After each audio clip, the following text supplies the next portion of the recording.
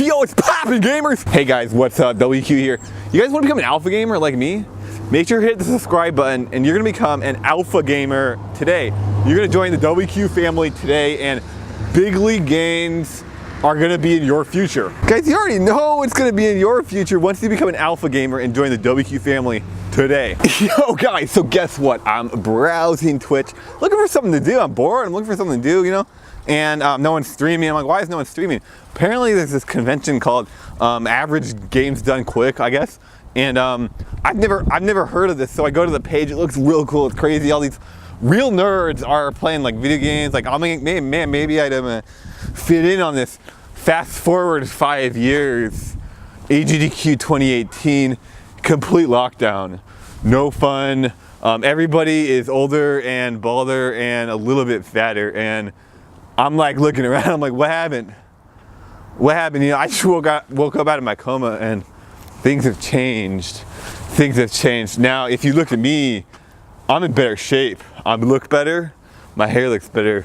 My voice is deeper too. I mean, things are really looking up for me, but I'm looking around and AGDQ has really gone downhill. And I'm not gonna be here. I'm not gonna be the wiener that goes on and says AGDQ sucks, it's terrible, because they didn't get their game into Odds Games Done Quick, because Sumi Shu is a piece of garbage and hates your guts because someone told her that they don't like you and therefore she denies your games. Guys, that's not gonna be me. What I'm gonna do is just talk about some of my thoughts, because guys, AGDQ 2018, to me, it doesn't look that good. And I'm looking at the numbers, like I'm really looking at the numbers, you know, like the threes and twos, and I'm trying to stay away from my personal emotions. I'm really just looking at the numbers here.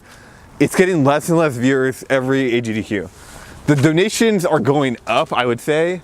The viewers are going down, but community interest is really dropping. And like, that's what I kind of excel at. You know, I'm a community guy, I'm a community member.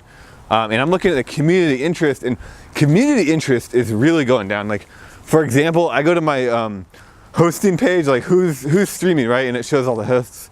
And it's like, before it was like 9 out of 10 people were hosting AGDQ. But now the only person I've seen host AGDQ is Katie. Like, what the hell is going on here?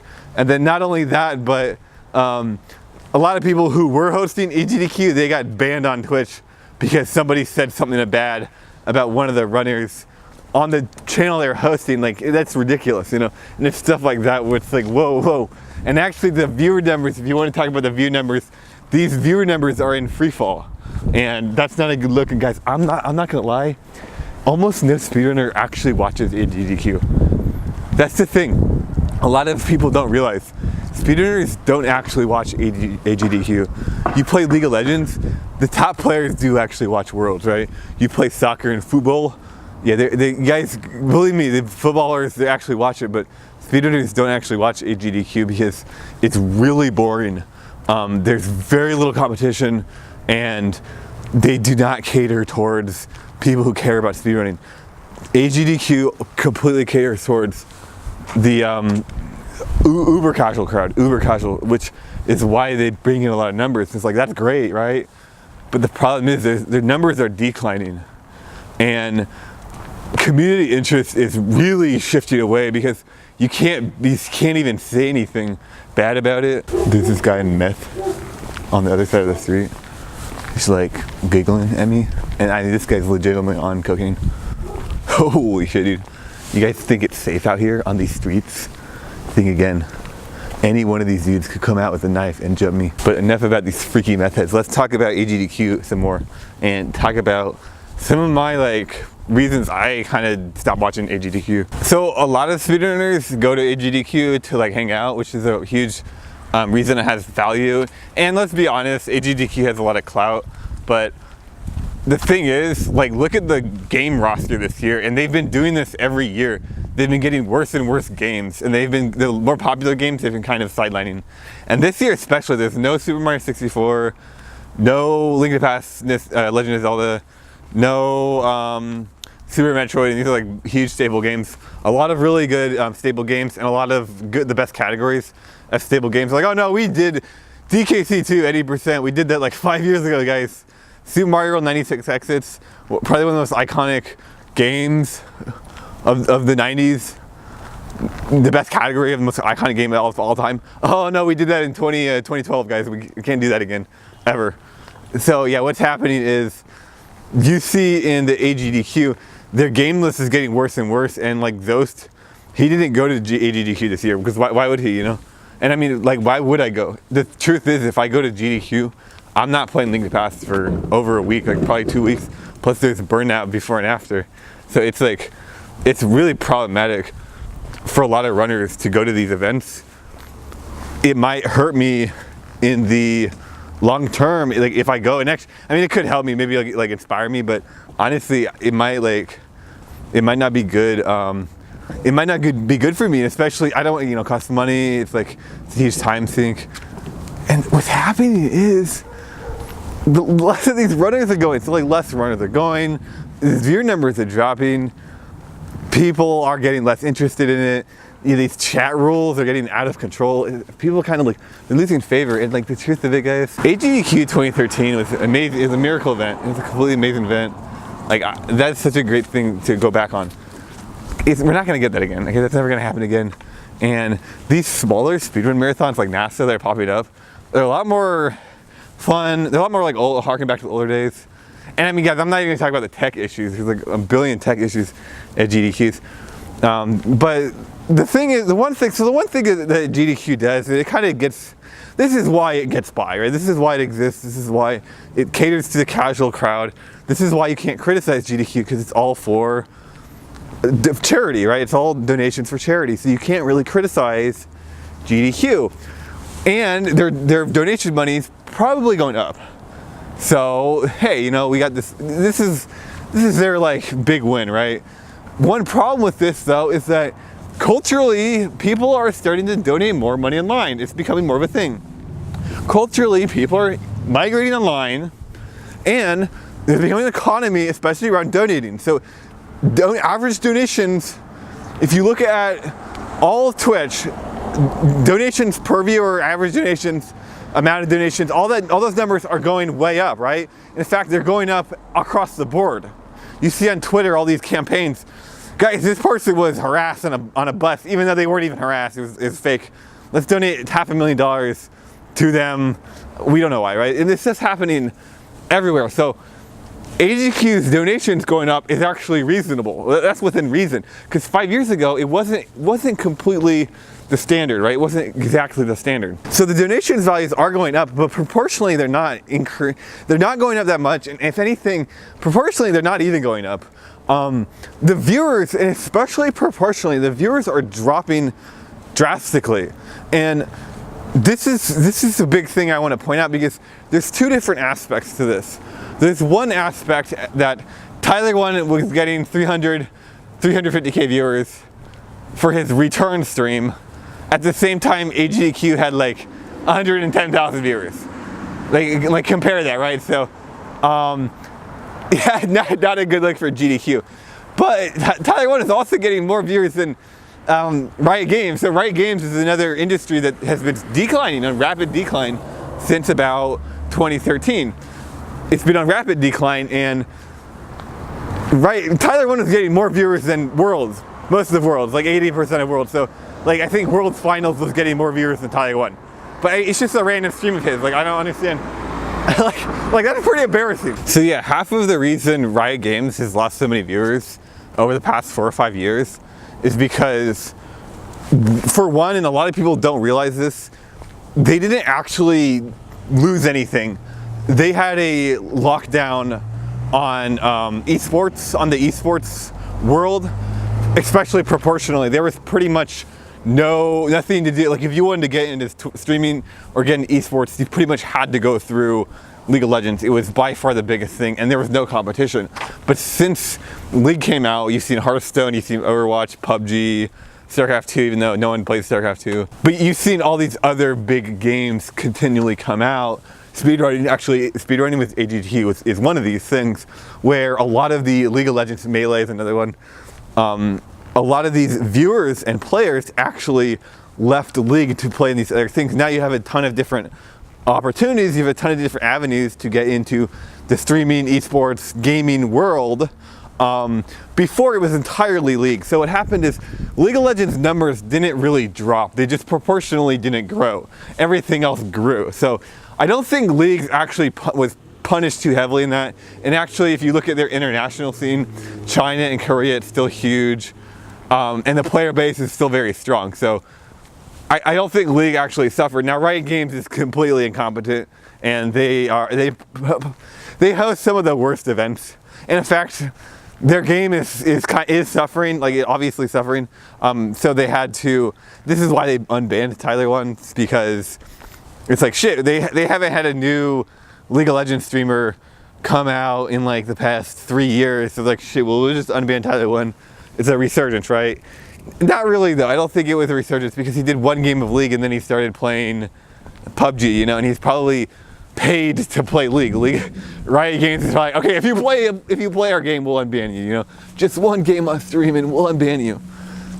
You know, he has more viewers than the LCS. Yeah, really great job there, Riot Games. Really, you've really done a lot for esports.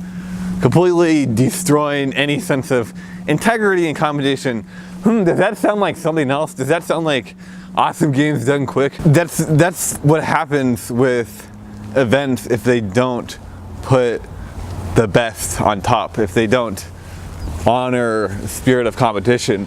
Like, its competition is primal. This is a human instinct, and this is what happens. And you know, whatever your feelings about AGDQ are, good or bad, it's going to fade into irrelevancy and then die off, and nobody's going to know what it was 20, 50, 100, maybe even 10 years from now. Nobody's going to know what it is. Why did the Olympics survive millennia? For millennia, they're still around. Why are the Olympics around, right? Is it some kind of shadow council running them and making sure they are, people still watch this crap? No, it's because people love competition and they're instinctively binded to figure out who's the best, right? It's the same thing in speedrunning. And you get these clowns who always go on about speedrunning. Guys, speedrunning is not about competition. The Crystal excuse, right? See, the thing about a Crystal is that none of her runs were real. People say, why would she make fake runs? Why would she put all this effort to make very well thought out, complicated fake runs? But she says it the best herself. She does not care about competition. And what happens when you don't care about competition, right? You can do anything because in her mind, it's not morally, you know, opposable to make fake runs. If it's for fun, if it grows the game, it grows the community, what's the big deal, right? To me, it's the ultimate immoral act of the devil, because I believe in competition, and that's the thing. That's another thing. Why did Melee survive 15 years? No support from anybody, barely any players, no online access. You know, it was pretty much dead constantly. But why did it survive for 15 years and then randomly get lucky? Well, it's because Melee communities always put competition at the highest level. They make very good brackets. They do a lot of effort to make good brackets. The players care a lot about the competition. The players always try their best.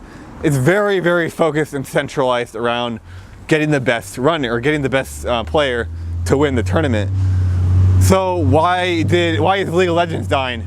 Look at Worlds. Look what happens in Worlds. League of Legends Worlds does not care about competition. It is a show. They got a huge influx of players, and then a huge player base, and then they put on a show every year. It is entirely created to make their brand look good. Riot Games does not care about competition. This is why they host single limb, randomly seeded brackets, best 3 out of each region, which is mostly arbitrary. It makes absolutely no sense. There's 5 competitive regions, and some of them are much more competitive than other regions, yet they'll always do top 3. The qualifiers for these are always really vague and random. Seeding is always completely random. So the groups is seeded randomly, and then top 8 seeded randomly. And then top 8's best of 5s, even best of 3s, it's best of 5s, single and bracket. The format's a joke. Generally the best team wins Worlds, but that's about it. And honestly, we're hopeful if the best team wins, because I thought Longzhu was the best team this year, and they didn't win. And they lost to possibly the second best team in the quarterfinals. So there's really no way to tell which team was better. It was one best of 5 after like a week of break. I mean, you really have no idea what happened here. But this is the problem with League Legends. The game is dying because they do not care about competition. They don't care about being the best. So yeah, dude, I think it's going to be unfortunate when AGDQ inevitably decays to nothingness, and I'm not going to sit around and wait for that. I know in AGDQ 2013, they actually had the best runners. In SGDQ 2013, that was pivotal to speedrunning's growth and success because it was a back-to-back game changer. And a lot of the best runs that you saw at AGDQ that weren't there, you did see at SGDQ, like Link to the Past and some really good Super Metroid runs. So that was like very pivotal. And then you saw the climactic Super Metroid race. I think that's at AGDQ 2014, right? But what happened is slowly after that, it's continued to decay. And then this year they were like, no, we don't even want Super Metroid. So you're going to inevitably see this unfortunate decay. And yeah, I'm not going to sit around, guys. I'm doing big things. I'm posting big numbers. I'm finding new friends in Link to the Past almost every day. I'm doing a lot of really great things, and I've learned a lot of really great things by challenging my brain, challenging my mind, challenging my willpower, and pushing forward. And I've created and done a lot of really great things for myself, and I'm actually letting the world know I'm helping the world out. And I think that a lot of that is an effect of competition, an effect of inherent in capitalism. I mean, it's completely inherent in that, and I'm seeing really great results from that. And when you get these like low-tier beta gamers who are like, no, it's all for charity, guys. It's all for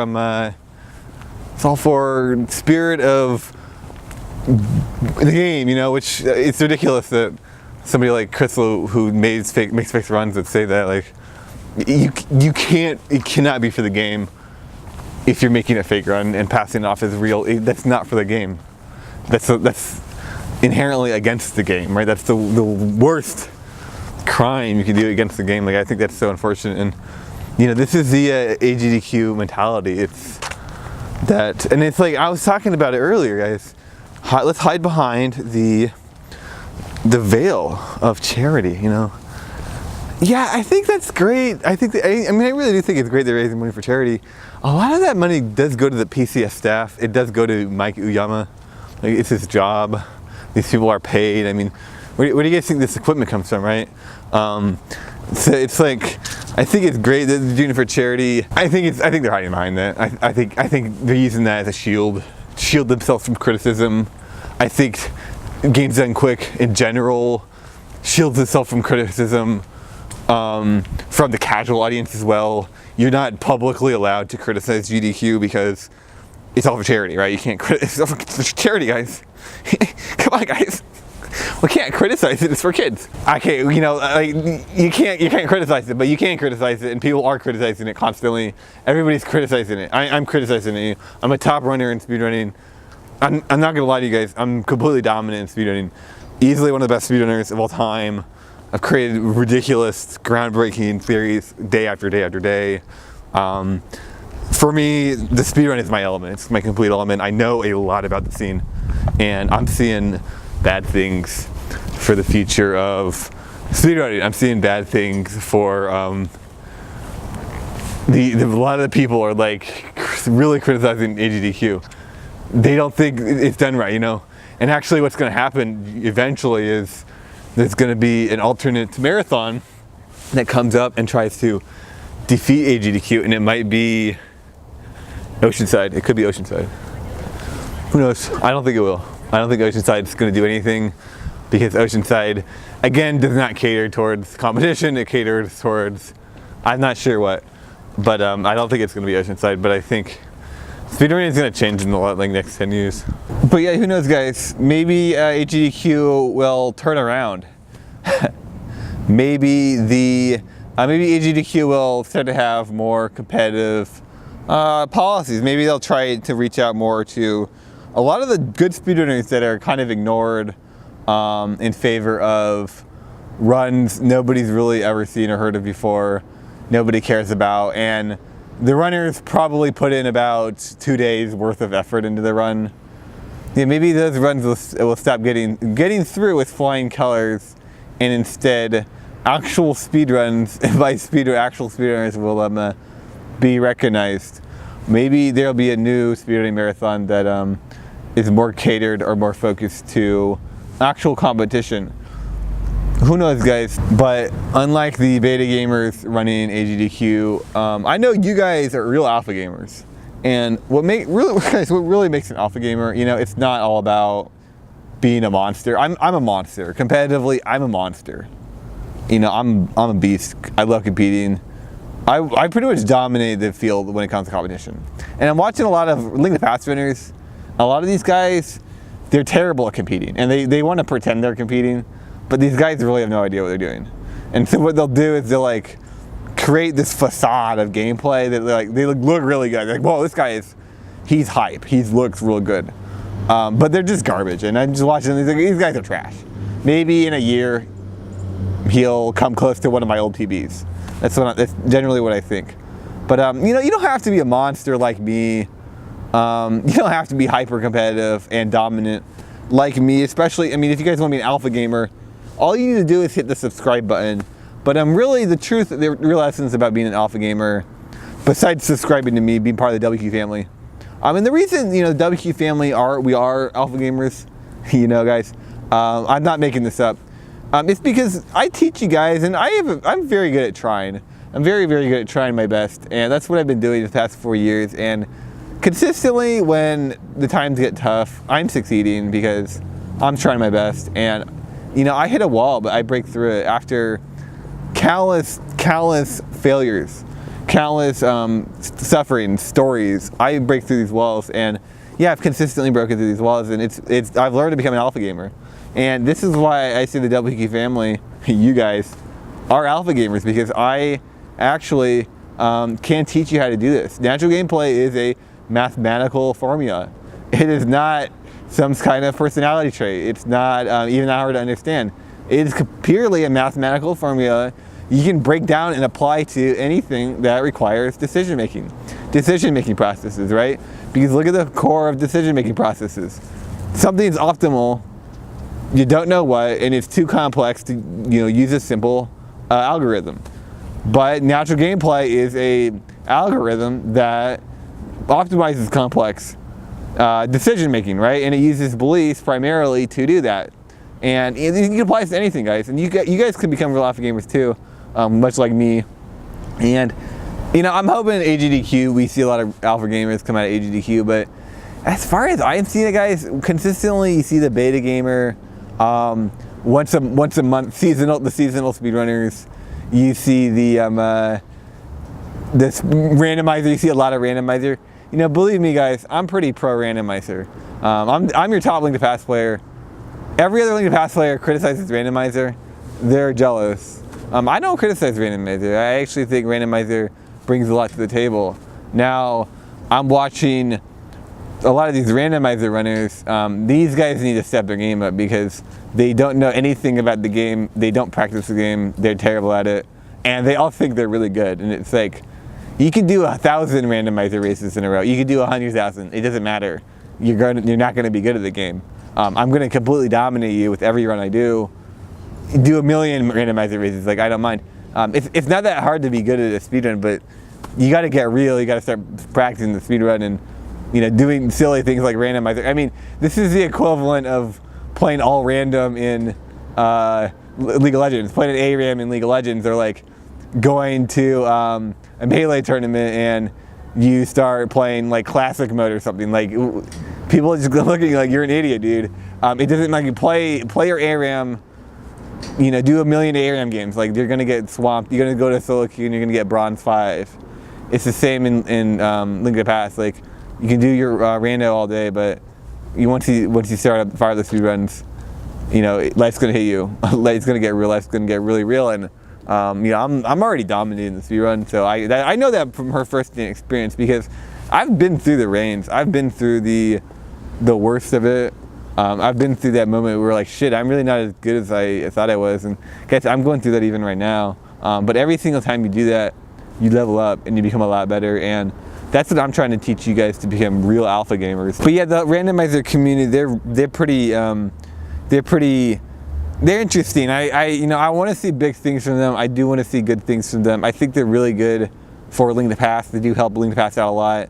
I was talking to one guy last night, and he said, "I'm gonna get the world record," and it's like I love hearing that, you know. But honestly, this guy's probably gonna get a 129 at best, and then he's gonna give up, or maybe a 135. Like, come on, let's be real. So, I'll see you guys later. Sayonara. Thanks for watching. WQ out, guys. It's the real WQ. You guys are the real WQ family. You guys are alpha gamers, and we're gonna join the world and try to get everybody in the world to become a real alpha gamer. Create really good gameplay, and keep trying for your dreams, because you actually really can succeed them if you keep trying. I'll see you guys later. Make sure you hit the subscribe button. Have a good day. Holy shit, guys. They're watching CNN. We caught a live one. They're watching fucking CNN. Holy shit. Can you guys see this shit? Part's coming. Holy shit. Did you guys see that shit? These guys are watching CNN. Can you fucking believe that? Holy, get your tinfoil out, guys. I didn't know people watch CNN. We caught a real one today.